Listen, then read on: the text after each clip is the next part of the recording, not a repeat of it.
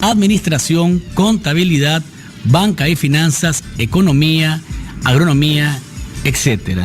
Si quieren saber más, pueden entrar a la página de Mi Crédito, ¿verdad? O llamar a los contactos que siempre les damos a ustedes para que se den cuenta o profundicen más en este tema de las 10 becas completas para un diplomado en finanzas. Más adelante, en Café con Voz, el constitucionalista Gabriel Álvarez nos va a acompañar para hablar de diversos temas que están ahí en la palestra pública, como el tema de del juicio contra las personas que están siendo procesadas por la masacre del 19 de julio. Ayer se conoció de la reglamentación del presidente Daniel Ortega a la ley 779, que cambia completamente el espíritu de la ley. Está también el tema del canal, así que hay varios temas que podemos abordar con Gabriel Álvarez, que es también autor de la investigación que ayer hablábamos acá con Mauro Ampie del CENIT, relacionada a la impunidad desde 2007 hasta el 2013. Esta semana se celebra la lactancia materna, es la semana de la lactancia materna. Ana Laura Sequeira nos va a contar en Voz Saludable por qué es bueno amamantar a nuestros bebés. Así que no se despeguen, porque todo esto y mucho más acá en Café con Voz. Voz Saludable. Buenos días, Luis, buenos días a nuestros amigos que nos ven y nos escuchan acá en Café con Voz. El día de hoy en Voz Saludable les hablaré sobre los beneficios que ganará el recién nacido si es alimentado con leche materna. La leche materna se ha ganado el título del alimento ideal porque tiene la composición justa para las diferentes etapas de desarrollo del bebé, pero también tiene beneficios para su sistema inmunológico y su salud a largo plazo. A pesar de que la causa de la muerte súbita infantil aún no se conoce a ciencia cierta, las estadísticas sobre lactancia materna apuntan a que los bebés que toman leche materna tienen un riesgo entre 60% y 73% menos de sufrir este síndrome. La leche materna ofrece la combinación ideal de nutrientes para el bebé, incluyendo las vitaminas, proteínas y grasas que necesita. Además, su composición cambia conforme crece el bebé, de modo que satisface las necesidades en sus diferentes etapas. Los bebés que se alimentan con leche materna exclusivamente durante los primeros 6 meses de vida tienen menos infecciones en el oído, enfermedades respiratorias, incluyendo asma, y molestias digestivas e intestinales. La lactancia materna también podría estar vinculada con un mayor nivel de coeficiente intelectual y mejor desarrollo de algunas destrezas. Como la leche materna contiene la nutrición exacta que tu bebé requiere y la cantidad consumida es autorregulada, tu pequeño tiene mejores posibilidades de aumentar el peso justo y comer únicamente la cantidad que necesita. Y estos han sido los tips saludables para Voz Saludable. Voz Saludable.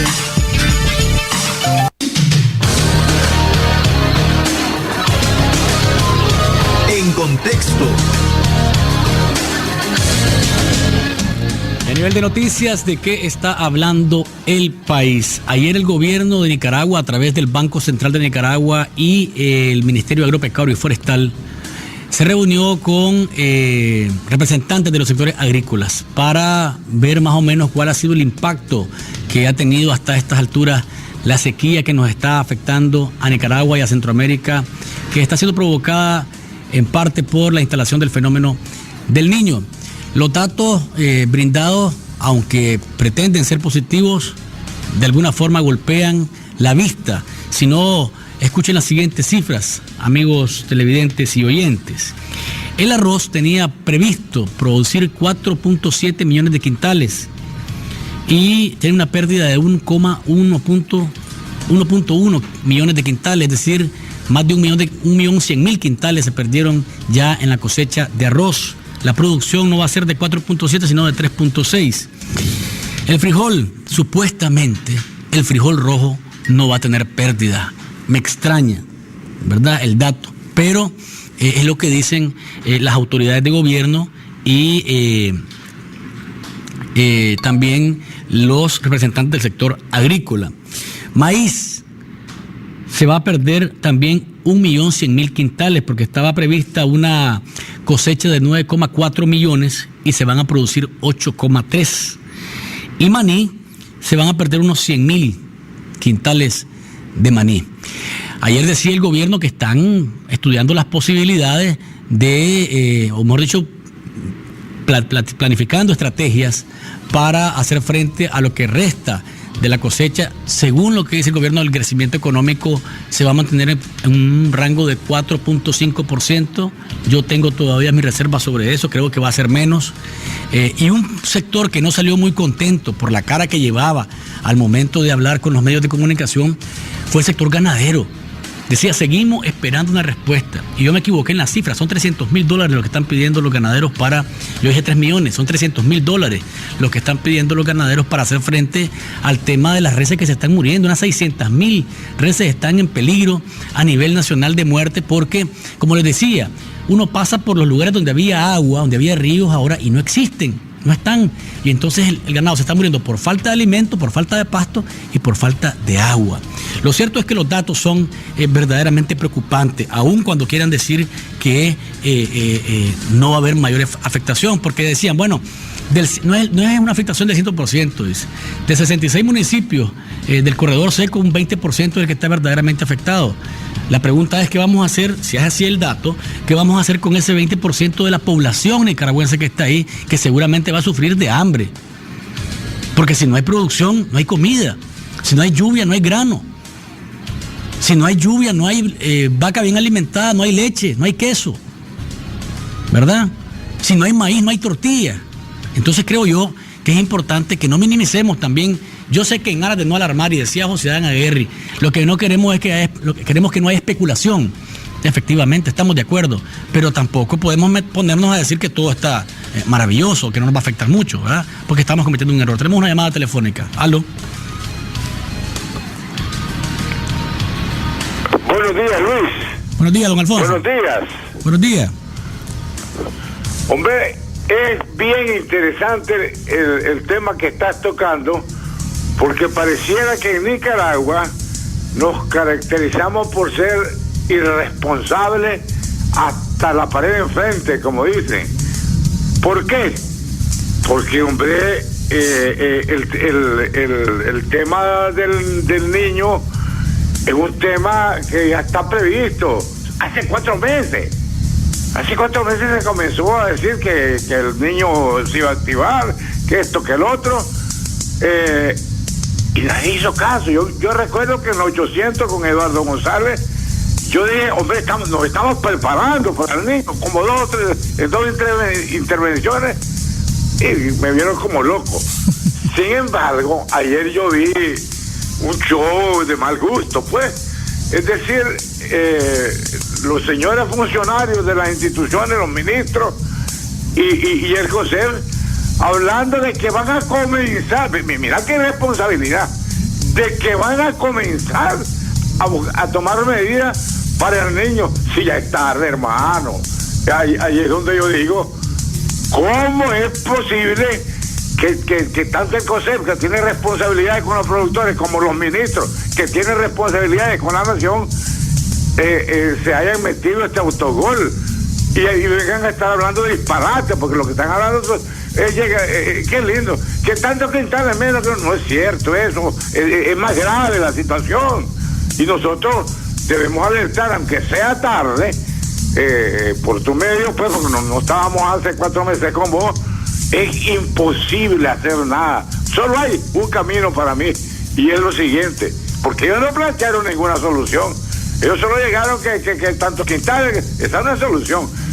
Hay una solución probable, que es que el gobierno, don Daniel Ortega, se faje los pantalones y haga un decreto, porque las consecuencias, si no, van a ser más graves. Escúchame, un decreto en que todos los que tienen riego en su finca, por lo menos la mitad la dediquen al maíz, al arroz y los frijoles. Todavía hay tiempo para eso. Hoy me voy a repetirlo porque es importante. Tal vez escuchan por un milagro de Dios. La única propuesta que cabe a esta altura, de que los irresponsables no previeron nada, es un decreto que obligue a los finqueros que tienen riego de sembrar el 50% en maíz, frijoles y arroz. Todavía hay tiempo. Si no lo hace, vas a ver, Luis, las consecuencias de esta situación. Te vas a dar cuenta de que la vamos a pasar muy, pero muy mal. Muchas gracias. Gracias, don Alfonso. Y es lo que decía yo antes de que usted entrara con su comentario. Estamos hablando de que se quiere minimizar de pronto el impacto. Yo creo que estamos cometiendo un error. La realidad nos va a golpear adelante con mucha más fuerza. Por otro lado, hablando siempre del tema de los frijoles, ayer decía el ministro de Fomento, Industria y Comercio, Orlando Solórzano, que ya vinieron los de Etiopía, que no pasó lo que pasó en Honduras, que andan perdidos, que el barco anda metido en quién sabe dónde, el barco de Honduras, que son 55,000 toneladas. Aquí dicen que ya vinieron. Y decía Orlando Solórzano que una parte se está distribuyendo a través del frijol solidario. Lo cierto es que hubiesen dicho, miren, ya están aquí, el 20% de este frijol se va a ir al frijol solidario para seguirlo vendiendo a 15 Córdoba y el resto lo vamos a distribuir en el mercado. No se ha hecho eso. No se ha hecho eso y por tanto no se sabe si en realidad eso está ocurriendo o no está ocurriendo. La verdad es que el pueblo nicaragüense sigue resintiendo el precio de este grano. 30 Córdobas en Managua, 35, 36 y 37 en otras zonas del país. Es lamentable escuchar un precio de una libra de frijoles en Nicaragua, eso. Y las explicaciones sobre todo no son las más convincentes. Yo miro a veces, y me quedo asustado cuando miro a Marvin Pomares o miro a Roberto González diciendo pues que hay que castigar a los especuladores, pero hay que hacer algo más que hablar. Hay que presionar para que realmente se castigue a quien esté especulando. El presidente dijo que no se va a castigar, pero hay que decirle, presidente, nos están metiendo el mano a la bolsa hace 4 meses. ¿Quién nos va a responder? Hay que ir más allá de recomendar que se ajuste el salario mínimo. No. Hay que presionar, porque entonces, si no, vamos a seguirnos con las bolsas vacías y los que se están metiendo en la marmada de plata a la bolsa son otros. Y ayer decía Monseñor Silvio Valles algo que me quedé sorprendido porque es un asunto de reflexión, ¿no? Decía, este es un país de contradicciones, llamamos a la paz, pero a la hora de actuar, actuamos de otra forma, con venganza. Decía que el presidente Ortega había llamado a no buscar venganza de los hechos del 19 de julio, pero que en la persecución que se está dando en el norte es verdaderamente contradictorio porque se busca con fines políticos a la gente. Y decía Monseñor Valles, la historia se repite y estamos en una situación en la que no se sabe qué es verdad y qué es mentira, para reflexionar realmente lo que ha dicho. Una llamada telefónica más y después vamos a la pausa. ¿Aló? ¿Qué tal, Luis? Te habla Juan Pablo Estrada. Sí. Luis,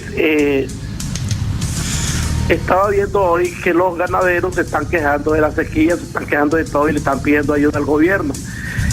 Hombre, todo el mundo es un descarado. Cuando los señores ganaderos venden su ganado a Venezuela, se lo venden de todo y traen sus toneladas de dólares, no le dicen al gobierno, te vamos a dejar un impuesto para prevenir una sequía, prevenir una cosa, solo pidiendo y reuniéndose. Yo creo que hay que tener un poquito más de pudor y no estar solo pidiendo y pidiendo. La cordillera agrícola en este país está siendo devastada por los campesinos, por los ganaderos, y eso se ve en la sequía, sembrando tomate, haciendo ganadería más grande, y eso es el error más grande, creciendo en ganadería pero destruyendo nuestra ecología. Entonces tiene que haber un balance. Creo que las autoridades del Marena y NAFOR tienen que ver nuestra cordillera agrícola cómo está siendo devastada, y esa es la sequía. Yo soy finquero, pero yo tengo agua en este momento y tengo bastante agua porque yo he cuidado mi finca, yo he cuidado el medio ambiente, he cuidado la madera. Entonces creo yo que en este país los que lloran son los que no han cuidado el ayer y van a sufrir el mañana. Gracias, Luis, te saluda Juan Pablo y te felicito por el programa. Gracias por su llamada, Juan Pablo. Vamos a una pausa a conversar cuando volvamos. Gabriel Álvarez, experto en Derecho Constitucional, nos acompaña para hablar de diversos temas. No se quite de su televisor y no cambie de emisora. Disfruta de Café con Voz.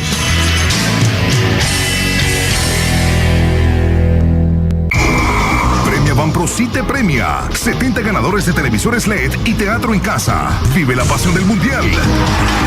Por cada 50 córdobas de compra con tus tarjetas de crédito Premia Banpro, acumula una acción para participar en la rifa. Y doble acción al pagar tus servicios por Telepagos Banpro 1-800-1530. Usa tu tarjeta y gana. Premia, la tarjeta de Banpro sí te premia.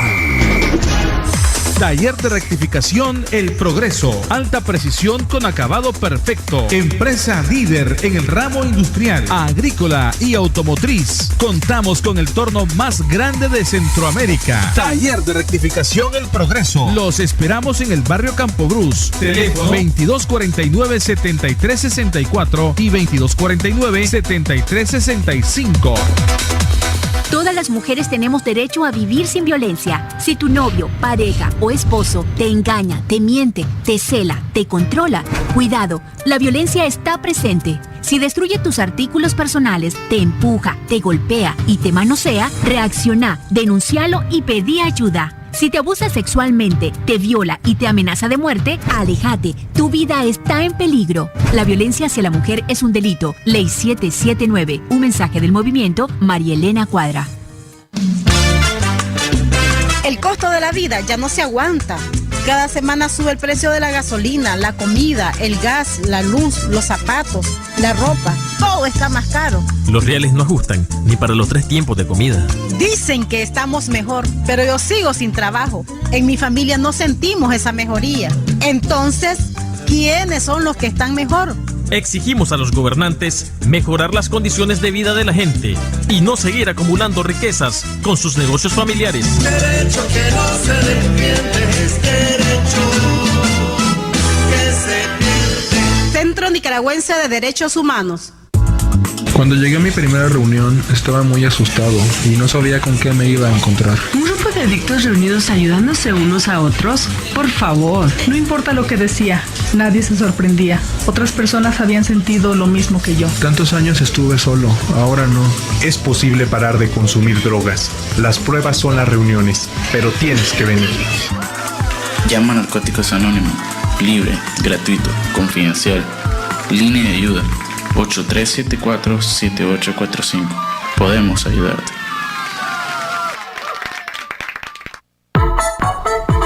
Sí, indiscutiblemente estaremos acá, en el 23, el mañanero. Disfruta de Café con Vos.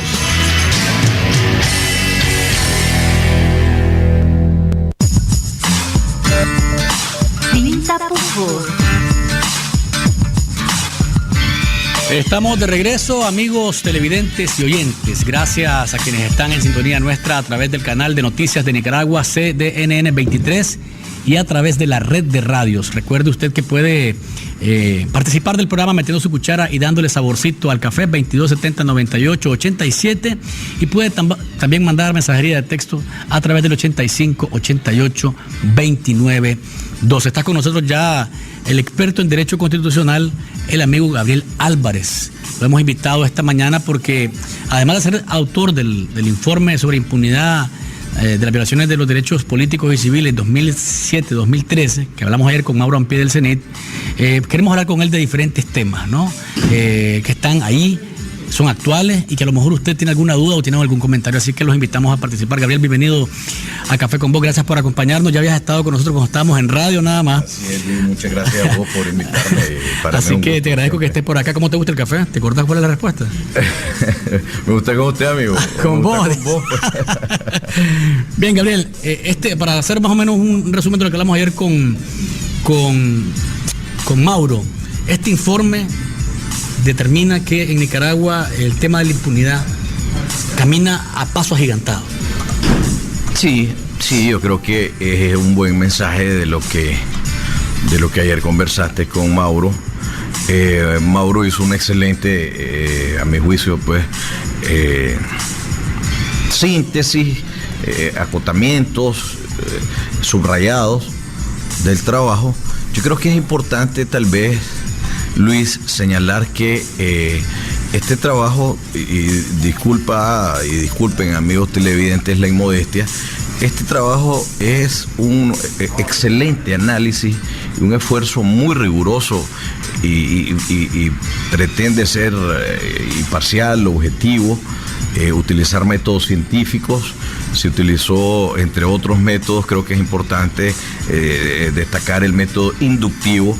En los casos señalados en concreto de violaciones, de asesinatos, ejecuciones, etcétera, no solo cumplen la importantísima finalidad de ilustrar, de sustentar y de facilitar la comprensión del lector sobre los temas que se tratan, sino también son los que permiten, entre otros muchísimos casos que tiene registrados el CENID, clasificados, fichados, etcétera, las conclusiones, las categorizaciones y las generalizaciones a las que llegamos. Es decir, no es un análisis superficial ni muchísimo menos.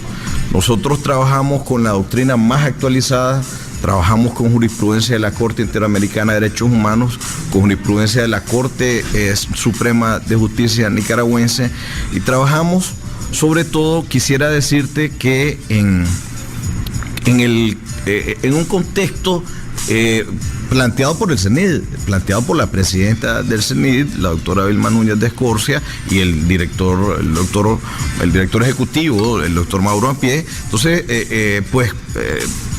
diseñamos una concepción filosófica de lo que debía ser este informe, sobre todo con la finalidad de incidir, de sensibilizar primero y de tratar de incidir tanto en los actores, tomadores de decisión, como en la sociedad, para que nos demos cuenta que realmente la impunidad nos está venciendo.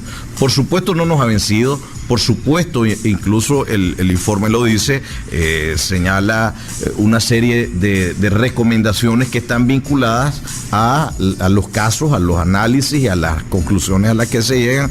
Pero en fin, Luis, lo que te quiero decir es que no hay una sola línea en ese trabajo que no esté sustentada en leyes, en sentencias, en testimonios, en un enorme trabajo que durante 24 años ha venido realizando el CENID y que, repito, fue un elemento imprescindible para poder realizar el trabajo, y son los expedientes que no son fruto de la entelequia de Mauro ni de doña Vilma, sino de un trabajo de acompañamiento a las víctimas de violaciones a los derechos humanos que se han sucedido, yo diría, en los últimos 24 años, aunque lógicamente el informe se acota entre los años 2007 y 2013. Entonces yo creo que lo primero es señalar que metodológicamente es un estudio bastante serio. Yo insisto que debo decirlo, aunque sea autor bajo la conducción jurídica de los doctores Núñez de Escorcia y Ampié, creo que debo decirlo sin ningún temor de señalarlo así. Por lo tanto, yo creo que abre la posibilidad de un debate, y que sería bueno, sería positivo que los sectores que de buena fe estén interesados en combatir la impunidad lo contradigan, lo cuestionen, lo complementen, lo enriquezcan, que sirva pues como un instrumento de reflexión y análisis colectivo para enfrentar este fenómeno. Este informe en las autoridades de gobierno, en la Policía Nacional, que es la institución más señalada como violadora de derechos humanos? ¿Qué efecto puede tener cuando hemos visto cantidades de informes que están ahí y que están en los anaqueles guardados, como que qué bonito que está, pues, pero hasta ahí nomás?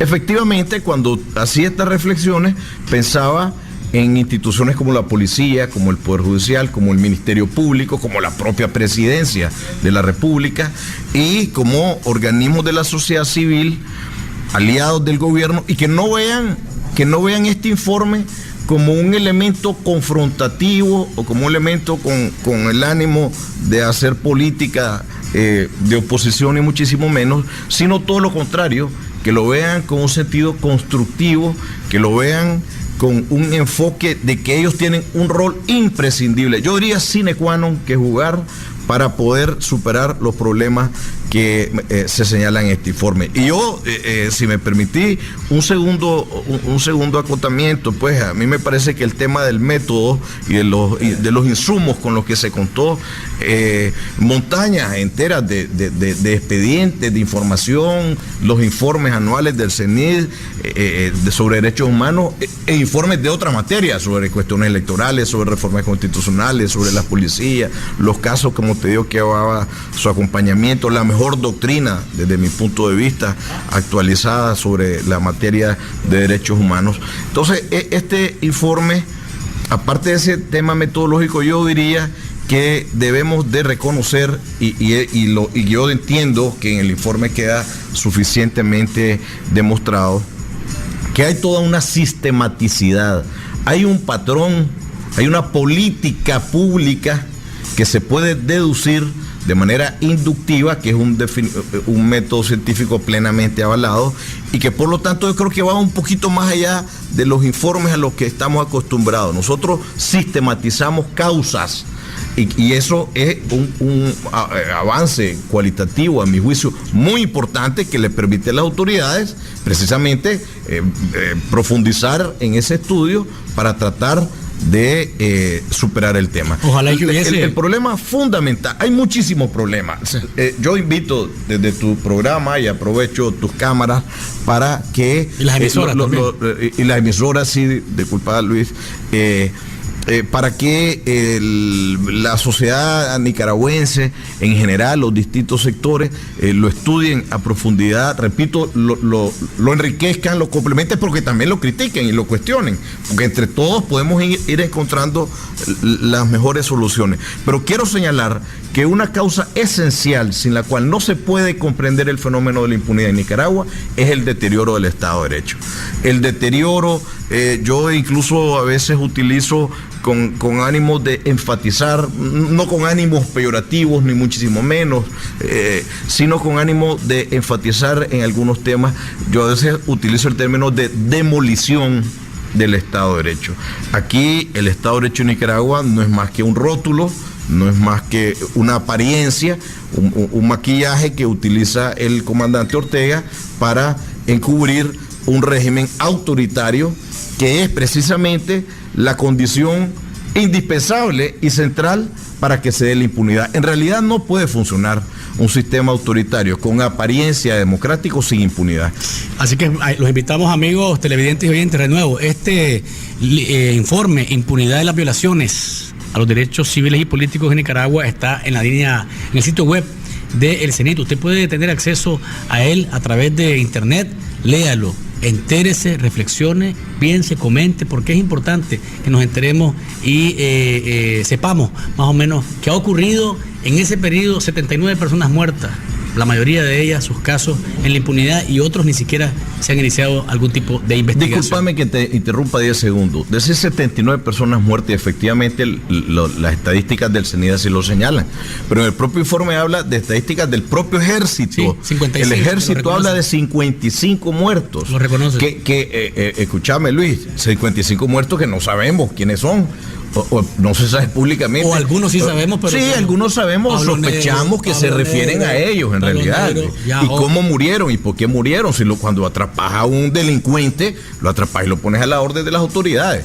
Si estás en persecución policial, el uso proporcionado de la fuerza no puede, es un límite precisamente. Entonces, si no resolvemos el tema de la impunidad, no podemos pensar en una Nicaragua en el futuro próspera, en paz o bonita, pues, para utilizar términos más comunes. Ya vamos a hablar no va a haber una Nicaragua bonita. Persecuciones y de ley, porque cuando volvamos de la pausa comercial, el juicio que se lleva contra las personas supuestamente involucradas en la masacre del 19 de julio, Gabriel va a estar analizando la situación. Hay quienes dicen que la policía tiene facultades, según la ley del crimen organizado, para allanar en cualquier momento, ¿verdad?, una casa y llevarse a las personas que presuntamente estén vinculadas a una cuestión relacionada con el terrorismo específicamente. Lo sabremos si tienen razón o no luego de la pausa comercial.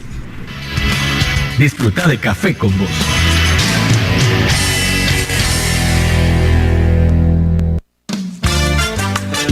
Los defensores y defensoras de derechos humanos luchamos por una Nicaragua donde haya justicia, libertad, igualdad y respeto a la diversidad. Actuamos contra la violencia, la impunidad, la desigualdad, la discriminación y la represión, en defensa de la democracia. Por eso nos descalifican y obstaculizan nuestra labor. Pero seguiremos asumiendo el desafío de enfrentar al poder que los viola. Defender derechos es un derecho. Derecho que no se defiende es derecho que se pierde. Centro Nicaragüense de Derechos Humanos. Mi Crédito contribuye al desarrollo económico y social en zonas rurales y urbanas a través de 10 sucursales en 8 departamentos del país. Nuestros oficiales ingresan sus datos vía celular al sistema y en media hora sabrá si precalifica para su crédito. Ofrecemos soluciones para comerciantes y productores agrícolas, brindando servicios crediticios innovadores y accesibles. Creamos soluciones de negocios, incluyendo social y financieramente a micro y pequeños empresarios, proporcionándoles un futuro próspero. Mi Crédito. Crecemos juntos. Cuando llegué a mi primera reunión estaba muy asustado y no sabía con qué me iba a encontrar. ¿Un grupo de adictos reunidos ayudándose unos a otros? Por favor. No importa lo que decía, nadie se sorprendía. Otras personas habían sentido lo mismo que yo. Tantos años estuve solo, ahora no. Es posible parar de consumir drogas. Las pruebas son las reuniones, pero tienes que venir. Llama a Narcóticos Anónimos. Libre, gratuito, confidencial. Línea de ayuda 8374-7845. Podemos ayudarte. ¿Quieres dar a conocer tu producto o tu nueva campaña? La mejor manera es en Radio Universidad. Transmisiones en vivo, animación de eventos, perifoneo de actividades empresariales, producción, grabación y edición de viñetas, radioreportajes y series, capacitación en lenguaje radiofónico, alquiler de estudio y mucho más. Encontranos en Facebook. Escribinos a mercadeoradiouniversidad@gmail.com o llamanos al 2278-3923, extensión 1268. Radio Universidad, 102.3 FM y 99.5 FM. ¡Vive la radio!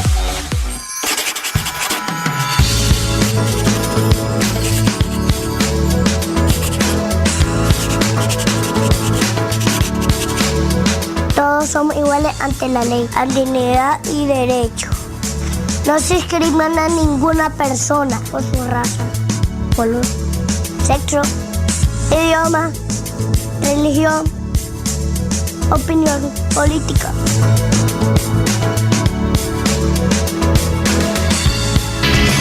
Disfruta de Café con Vos.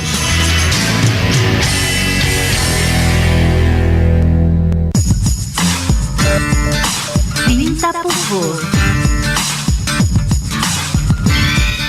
Estamos de regreso, amigos televidentes y oyentes. Gracias por seguir en sintonía nuestra. Esta mañana estamos conversando con Gabriel Álvarez, experto en Derecho Constitucional. Le decía antes de la pausa, Gabriel, y a ustedes, amigos televidentes, amigas y amigos televidentes y oyentes, que vamos a hablar de persecuciones, de detenciones y de legalidad versus derechos humanos. Gabriel, ¿cómo has visto hasta ahora? Y yo siempre siento que la gente lo ubica uno en un sitio político desde que habla de las normas jurídicas, pero ve eso versus la realidad, a veces, bueno, tenés que decirlo. Pues ¿cómo, según tu visión, hasta ahora este proceso tiene pies y cabeza o es un rompecabezas? No tiene ni pies ni cabeza. Es un rompecabezas. Sí, efectivamente. Sobre todo lo que está intentando ahí construir el Ministerio Público, que es al final al que le toca hacer esa labor para llevarla ante el juez. En definitiva, la actuación lamentable, deplorable, condenable, más aún diría yo, es de todos los involucrados, de la policía, el ejército, como bien lo señalaron los obispos. Pero claro, al Ministerio Público le corresponde tratar de armar todas esas piezas y llevar un caso ante el juez, que es definitivamente un caso endeble, flojo, que tiene todas las pintas para que va a terminar en impunidad, Luis. Yo no me da mucho temor afirmar que al final van a ser estas 3 o 4 personas los que tiraron las piedras, lo que van a pagar y el bucero, y que luego lo demás va a quedar en la impunidad, porque ese otro caso de impunidad, la segunda edición de este informe, seguramente vamos que lo va a tener que incluir eso. Mira, yo quisiera introducir 2 conceptos de manera general, 2 conceptos que me parece que están implícitos o tal vez explícitos en todas estas actuaciones de las últimas semanas. Primero, el concepto de daños colaterales. El concepto de daños colaterales fue un eufemismo utilizado allá en la guerra de Vietnam por Estados Unidos, que lo que pretendía era pues justificar la muerte y el asesinato de civiles siempre y cuando se intentara alcanzar algún objetivo militar táctico. Luego fue utilizado en otras ocasiones, pues.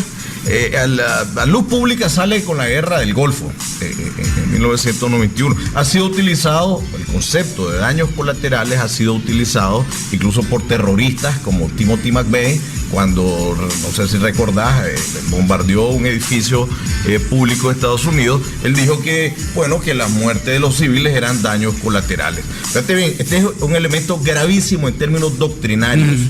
Aquí hay un concepto de que la policía y el ejército están pensando que todos estos detenidos, desaparecidos, torturados, porque eso es una tortura, pues serán daños colaterales en función de un objetivo que ya te comento a continuación.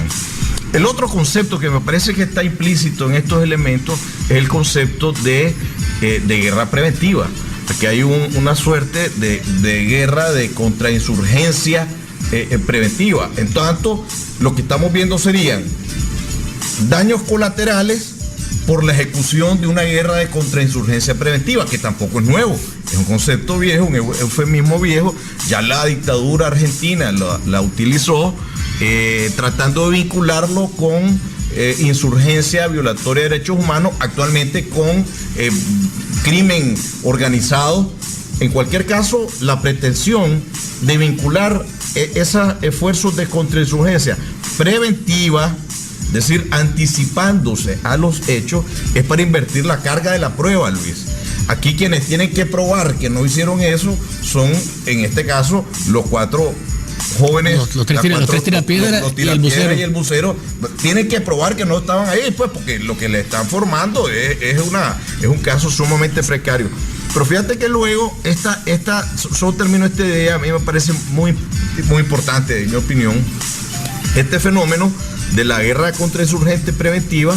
Luego fue desarrollada un poco por el presidente Bush en la guerra con Irak.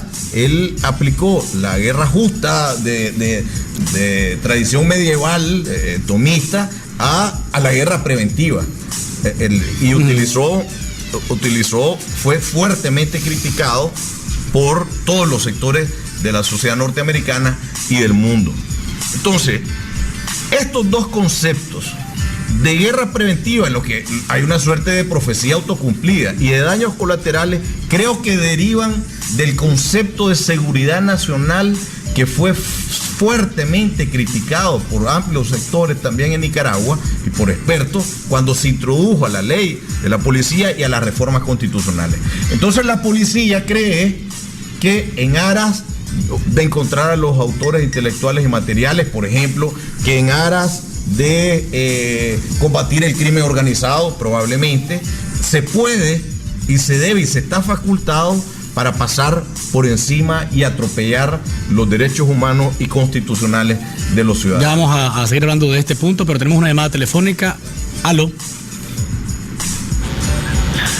Sí, muy buenos días. Quedé esperando la aclaración en cuanto a la facultad de la Policía Nacional, cuando existe asociación ilícita para delinquir, puede la Policía Nacional actuar o no actuar, está en su derecho, en sus facultades. No lo ha explicado. Usted le hizo la pregunta, pero él no sé si le está evadiendo o qué sé yo. Me gustaría que lo aclare para poder valorar realmente el actuar de la Policía Nacional en este caso, número uno. Número dos, pregunto, salgan o no salgan condenados. Hay un juicio que puede llevar 3 meses, 10 meses, no sé cuánto. La pregunta es, ¿está cerrado el caso? La policía continúa investigando. Es decir, creo que nos estamos adelantando diciendo, actuó mal y ya está. Creo de que ya quedó impune, ya prácticamente don Gabriel, ¿verdad?, dice, esto ya tiende a la impunidad. Puedo dar lugar a dudas, pues, de que la policía puede estar trabajando. Bueno, quizás no esté de acuerdo conmigo, pero me gustaría que aclarara si en este momento la facultad de la policía hasta dónde llegan, si tiene derecho a allanar o no allanar, debido al caso específico, ¿verdad? Debido al caso específico, porque estos pueden salir, que pueden quedar impunes, pero los que están muertos, y las madres, y los padres, y los hijos, eso cómo van a quedar todo este tiempo. Muy buenos días. Gracias por su llamada. 2 puntos. Primero, no he leído la parte de la ley 735 que dice las facultades de la policía en estos casos. Y 2, la desproporción que ha habido en la investigación es lo que hace que mucha gente ni siquiera se acuerde de las víctimas. Y voy a dejar a Gabriel que se defienda como quiera, porque él vino para eso, para hablar en derecho a lo que corresponde. Pero creo que la desproporción de la policía en este momento es lo que ha hecho que la gente sienta que lo que pasó con las víctimas esté en un punto aparte. Otra llamada, brevedad, por favor, para seguir hablando con Gabriel. Aló. Buenos días. Sí. Buenos días. Buenos días. Sí, adelante. Sí, entonces, mire, yo le quería hacer ver algo. Nadie puede hablar si no ha pasado por eso. Bueno, vamos con la siguiente llamada. Entonces, gracias por su llamada. Una más y seguimos con Gabriel. ¿Aló? ¿Aló? Sí. ¿Sí, señor? Sí. ¿Aló? ¿Estoy al aire? Adelante, amigo, adelante. Sí, señor. Mi nombre es Ronaldo Cardosa. Sí, y me parece que usted, como conductor del programa, está un poco errado. Y si no maneja la ley de la policía y la reforma, no debería de dar una opinión desacertada. ¿Me entiende? Y ustedes están enfocados únicamente en el tema de los derechos humanos, de pobrecitos los que están detenidos. Y las víctimas, señor, los familiares, los sobrinos, los hermanos, los amigos de las víctimas, ¿qué pasa con ellos? Ellos no tienen derechos humanos. Lo que pasa es que ustedes se encierran y se esquematizan. Usted hizo invitado en una agenda política que ustedes y todos los organismos de la sociedad civil, doña Vilma, don Gonzalo, don Marco Carmona, es decir, me parece que ustedes exageran un poco. Y usted, si no está documentado, caballero, documentense con la reforma a la ley de la policía, que le da facultades para ampliar las investigaciones por la tipificación del caso, señor. Buenos días y gracias. Gracias por su llamada. Repito, nosotros tenemos nuestra visión de las cosas, usted tiene la suya y tiene derecho a expresarla. Y gracias por llamar, me encanta que llame y que opine, Gabriel. Yo quisiera, aunque voy a tratar de darle continuidad al planteamiento conceptual que estaba señalando, iniciar con el último amigo que comentaba sobre las víctimas. Es precisamente por las víctimas, por lo que yo como ciudadano me atrevo y a exigirle al Ministerio Público y a la policía a que vayan a fondo y que no hagan esta chapuza que están haciendo. Lo digo con todo respeto, pero con toda seriedad, porque lo que están señalando a unos que tiran piedras con pruebas muy flojas, yo creo que esa es una burla para los familiares de las víctimas muertas. Tienen que ir y decir quiénes son los autores intelectuales y los que tiraron los balazos, los que asesinaron. Y precisamente por eso es que yo señalo que esto apunta a la impunidad. Si al final apunta a la impunidad, yo no puedo adivinar, ni pretendo, ni quiero, ni puedo adivinar el futuro. Dada la sistematicidad de la impunidad en Nicaragua, a mí no me extrañaría que al final esto quede así, porque quieren ocultar no sé qué razones. Si se trata de que la verdad va a debilitar la imagen internacional de que en Nicaragua hay una seguridad ciudadana sumamente satisfactoria, si se quiere ocultar conflictos internos, si se quiere ocultar grupos insurgentes, como te decía, a los que se han referido algunos hoy. Pero lo que sí tienen derecho los familiares de la víctima es a que la policía no se quede con los tirapiedras. Tiene que decir de dónde salió la idea, de dónde salieron las armas y qué dedos jaló el gatillo de las armas que asesinaron a estos. Dice la ley 735, voy a leerlo porque el amigo tiene la inquietud. En caso, dice, en el artículo 39 de la ley contra el crimen organizado dice, en casos de urgencia, conforme al artículo 246 del Código Procesal Penal, la Policía Nacional podrá allanar, registrar y secuestrar bienes vinculados a los delitos que se refieren a esta ley, los que podrán ser convalidados, cuyas acciones podrán ser convalidadas por la autoridad judicial competente, es decir, le abre el espacio a la policía para actuar. Efectivamente, mira, la ley contra el crimen organizado, aquí hay 2 a 3 acotaciones que hacer. El artículo 39, si no recuerdo mal, le permite a la policía realizar esto que vos leías, pero sujeto a una posterior convalidación judicial. Ese artículo que está en el CPP es un artículo propiciatorio de impunidad. En realidad no debería existir, existe, pero además se ha utilizado de manera abusiva. se hacen redadas completas y a los días posteriores, no a las 24 horas que señala la ley, se busca para que de manera antedatada se convaliden estas actuaciones. De todas maneras, no conocemos de las convalidaciones, conocemos de desaparecidos, conocemos de detenidos ilegalmente. Más allá del tiempo de lo que dice la ley. Más allá de las 48 horas que sea la Constitución. ¿Sabe desde cuándo existe preocupación por impedir este tipo de detenciones? Desde el año 1215. En la Carta Magna Libertatum del rey Juan Sin Tierra se estableció que no se podía detener ilegalmente hace 8 siglos, 9 siglos, no sé, hagamos la cuenta. Y aquí en Nicaragua estamos retrocediendo 8 siglos, dando carta de naturaleza a la detención ilegal porque hay un crimen organizado. Si el crimen organizado ni cualquier delito permite a la policía violentar los derechos y las garantías procesales. Pero quiero decir más. Quiero decir algo muy importante en términos de interpretación jurídica. La ley contra el crimen organizado entró en vigencia en el año 2010, en septiembre, octubre del año 2010 por ahí.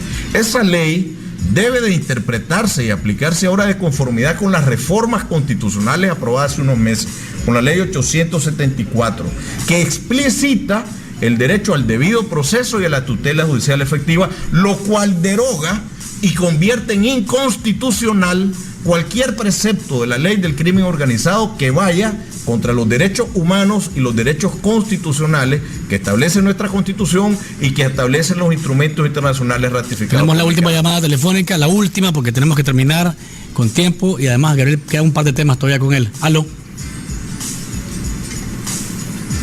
Importantísimo el tema y quiero señalar algo y quiero que me diga, licenciado, ¿a quiénes le presentan este informe? ¿Qué tanta importancia tiene para el presidente y para los gobernantes de este país?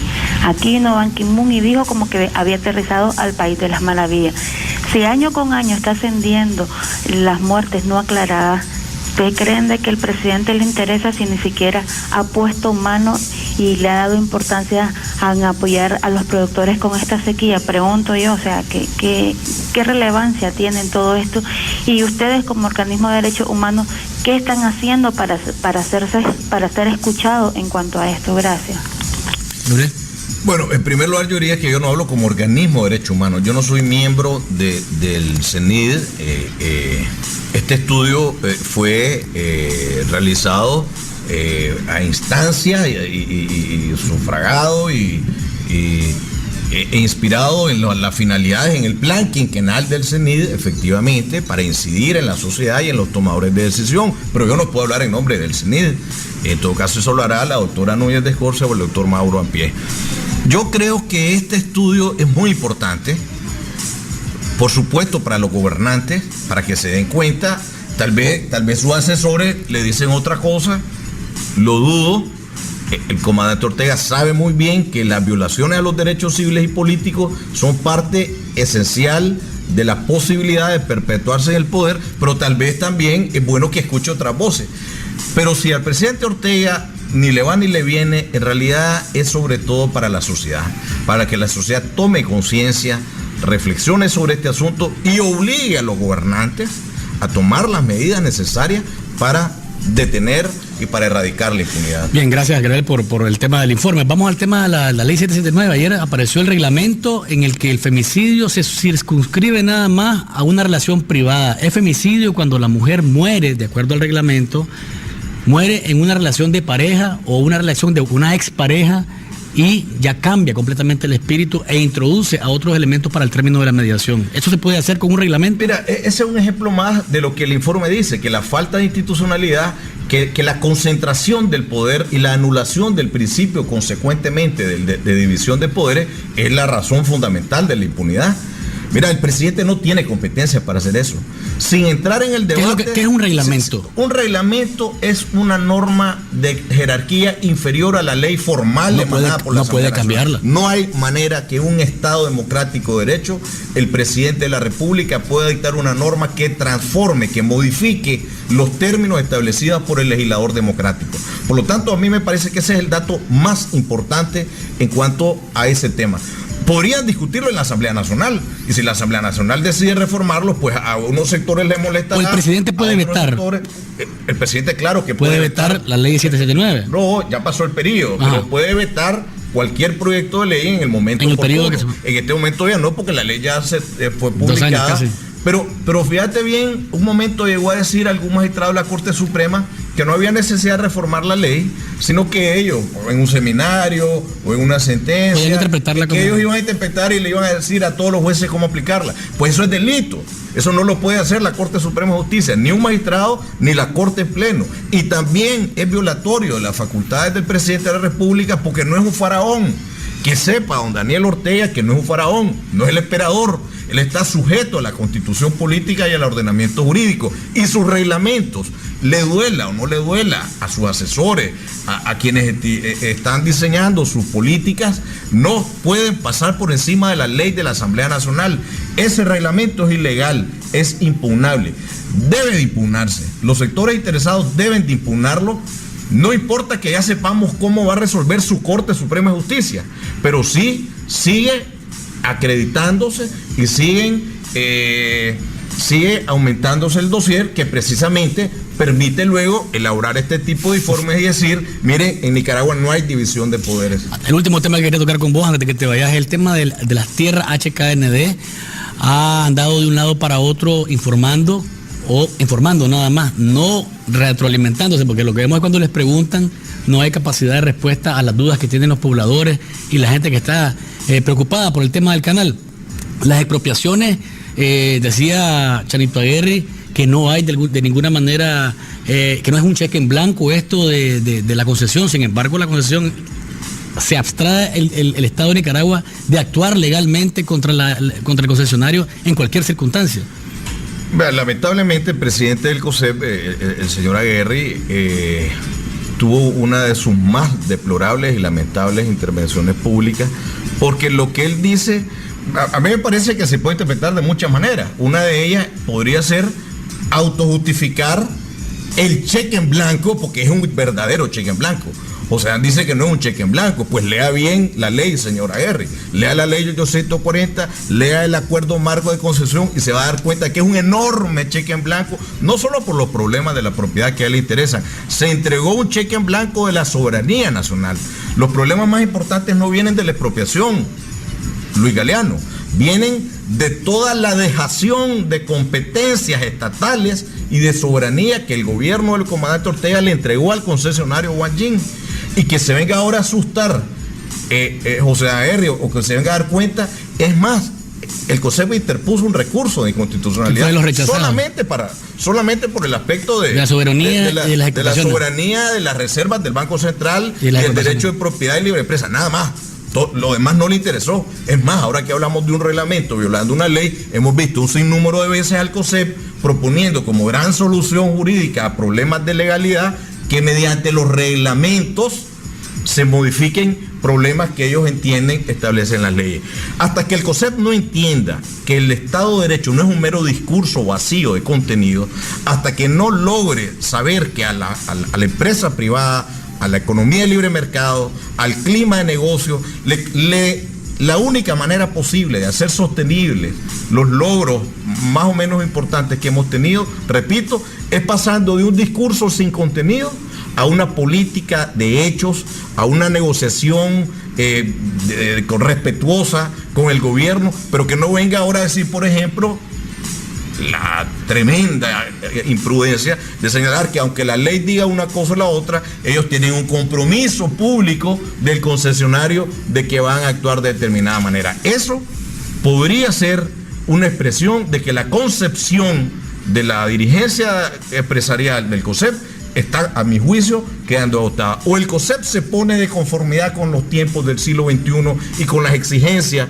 que demanda el desarrollo y la prosperidad de Nicaragua, o sencillamente tiene que dar paso a una nueva dirigencia empresarial. Gabriel Álvarez, experto en Derecho Constitucional, gracias por venir. Te vamos a traer otra vez, porque los temas con vos son realmente interminables, pues teniendo tantas cosas de qué hablar en el país y temas relacionados con la justicia y con el derecho, pues te vamos a invitar nuevamente para que... Estoy a tus órdenes, Luis, para mí es un gusto. Amigos televidentes y amigos oyentes, gracias por habernos sintonizado este miércoles. Esperamos que el programa les haya gustado. Yo los invito siempre a llamar. Piense como piense, usted no importa.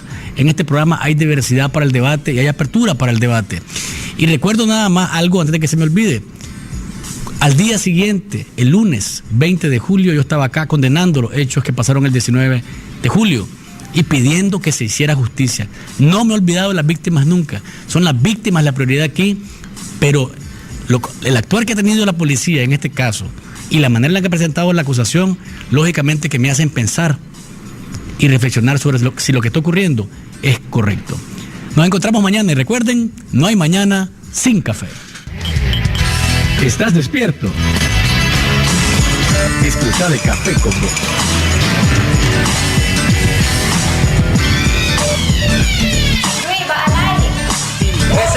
Vamos a tener una edición más de Café con Voz.